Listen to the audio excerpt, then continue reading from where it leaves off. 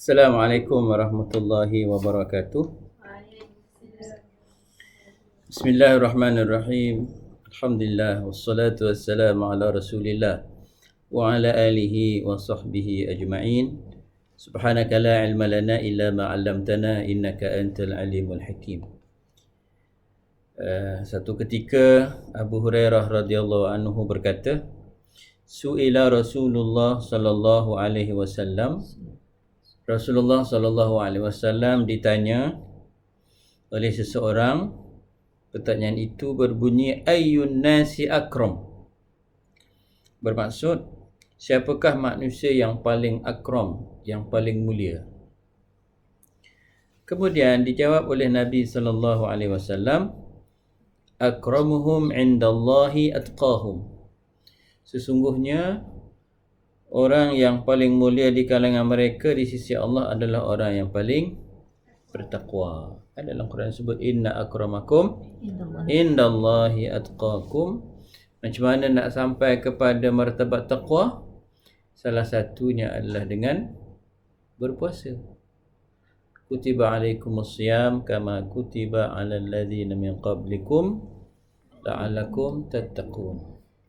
Jadi Nabi SAW jawab gitu. Qalu, mereka berkata, laisa an hadha nas'aluka. Bukan yang ini yang kami tanya wahai Rasulullah. Bukan jawapan itu. Maka Nabi SAW kata apa? Oh, kalau gitu, fa akramun nasi Yusuf, Nabiullah, ibnu Nabiyillah, ibni Khalilillah. Kalau gitu, barangkali kamu nak tanya siapa dia. Maka Nabi kata, semulia-mulia manusia itu adalah Yusuf, Nabi Yusuf. Baginda adalah seorang Nabi, anak kepada Nabi. Siapa nama ayah Nabi Yusuf? Nabi Yaqub alaihissalam. Dan Nabi Yaqub ini juga anak kepada Nabi Allah, Nabi Ishaq alaihissalam.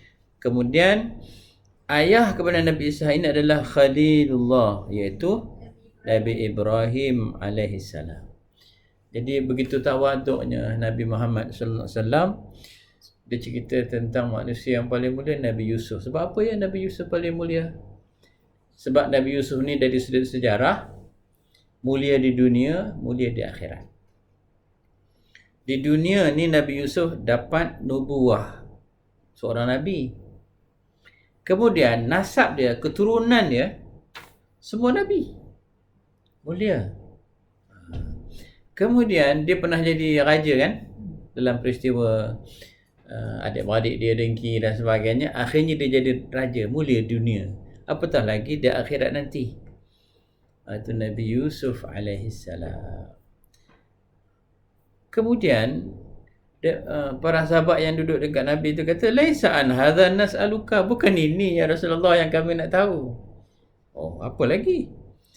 Qala, maka sabda Nabi SAW, fa'an ma'adinil Arab tas'aluni, adakah engkau bertanya kepada aku ni soal ma'adinil Arab ni, maksudnya keturunan Arab. So sabda, lalu tentang kaum Arabkah yang kalian tanya kepadaku? Maksudnya di kalangan orang Arab tu, siapakah yang paling mulia? Qalu na'am, ya Rasulullah, itu yang kami nak tahu. Di kalangan Arab ni siapa yang paling mulia? Maka Nabi SAW kata, fa khiyarukum fil jahiliyah khiyarukum fil Islam idza faqihu. Nabi kata, maka yang terbaik di kalangan kalian adalah di zaman jahiliyah adalah yang terbaik di antara kalian di zaman Islam jika mereka memahami. Maksudnya zaman jahiliyah sebelum Islam dulu dia baik, sebab orang jahiliyah ni walaupun nama jahiliyah ada beberapa sifat yang masih berbaki, dia itu masih baik. Contohnya keberanian dia, kemudian dia suka memuliakan tetamu. Itu antara perkara-perkara yang ada pada kaum jahiliyah yang masih baik. Nabi kata, mereka yang baik zaman jahiliyah akan jadi baik juga zaman Islam, tapi dengan syarat idza faqihu, kalau mereka faham Islam. Kan sebab Nabi SAW pernah bersabda, man yuridillahu bihi khairan yufaqihu fid din. Barang siapa yang Allah kehendaki kebaikan nescaya Allah akan bagi faham tentang agama. Nabi bagi contoh, ada seorang sahabat Nabi namanya Sa'ad bin Mu'az. Kenal Sa'ad bin Mu'az? Dia ni masuk Islam umurnya 30 tahun. Dia meninggal ketika perang Ahzab atau perang Khandaq.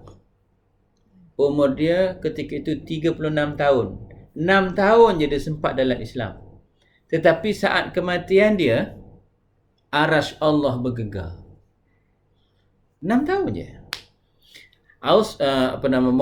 Sa'ad bin Mu'az ini dia adalah ketua Aus. Beliau masuk Islam di tangan, dengan izin Allah, di tangan Mus'ab bin Umair. Kan Mus'ab bin Umair diutus di Madinah peringkat awal sebelum Nabi berhijrah. Tugasnya untuk ajar Quran je.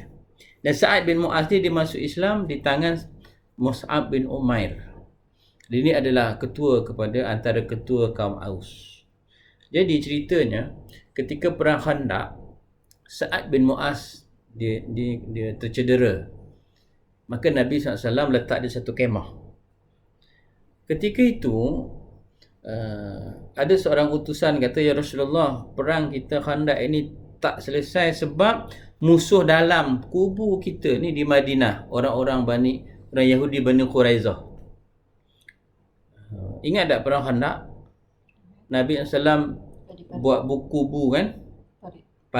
Buat parit untuk melindungi Madinah kan. Tapi dalam Madinah tu ada orang Yahudi dengan orang munafik. Jadi Bani Quraizah ni dia berpakat dengan orang munafik untuk memusnahkan Islam daripada dalam.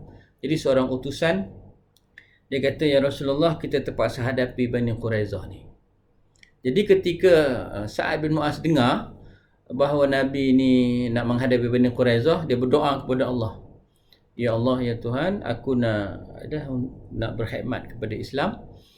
Jadi Allah izinkan darah yang mengalir itu berhenti. Maka Nabi SAW pun lantik dia sebagai hakim. Hakim untuk putuskan hukuman apa yang perlu diputuskan kepada Bani Quraizah yang khianat ni. Jadi Sa'ad bin Mu'az memutuskan orang lelaki Bani Quraizah adalah dibunuh, dan perempuan dan anak-anak Bani Quraizah itu dilayan seperti rampasan perang. Kemudian dia pun selesai bagi hukuman, Nabi pun redha, dan dia pun balik ke kemah dia. Maka dia pun meninggal. Ketika dia meninggal, Nabi SAW laju terus lari-lari masuk ke kemah Sa'ad bin Mu'az ni. Sahabat rasa pelik, "Wahai Rasulullah, mengapa ni bergegas pergi?" Dia kata, "Aku tak nak aku ini didahului oleh Jibril. Jibril jumpa dulu Sa'ad bin Mu'az, jenazah Sa'ad bin Mu'az sebelum aku sampai. Sebab Sayyidina Jibril dia bertanya kepada Nabi sebelum dia pergi. Sebelum ni Jibril tanya kepada, 'Ya Rasulullah, siapa orang lelaki itu yang pintu syurga, pintu langit dah dibuka dan arasy Allah nak bergegar sebab dia akan mati?' Rasulullah SAW teringat itulah Sa'ad bin Mu'az. Dia pun pergi tergesa-gesa sebelum Jibril menyantuni Sa'ad bin Mu'az ni, jenazah dia. Sebab Nabi SAW pernah didahului oleh Jibril ketika kematian Hanzalah. Hanzalah dipanggil Ghasilul Malaikah. Hanzalah meninggal dan dimandikan oleh para malaikat. Jadi Sa'ad bin Mu'az ini meninggal dalam keadaan arasy Allah bergegar. Dia contoh bagaimana zaman jahiliah dia orang hebat, bila masuk Islam pun dia orang hebat dengan syarat dia faqihu, dia tu faham. Dan dalam satu riwayat menyebut dia diiringi oleh 7,000 malaikat. Ada seorang munafik dia cuba mempeleceh jenazah Sa'ad bin Mu'az ni. Orang munafik tu kata, ringannya Sa'ad bin Mu'az ni. Dia kata, tak banyak pahala lah.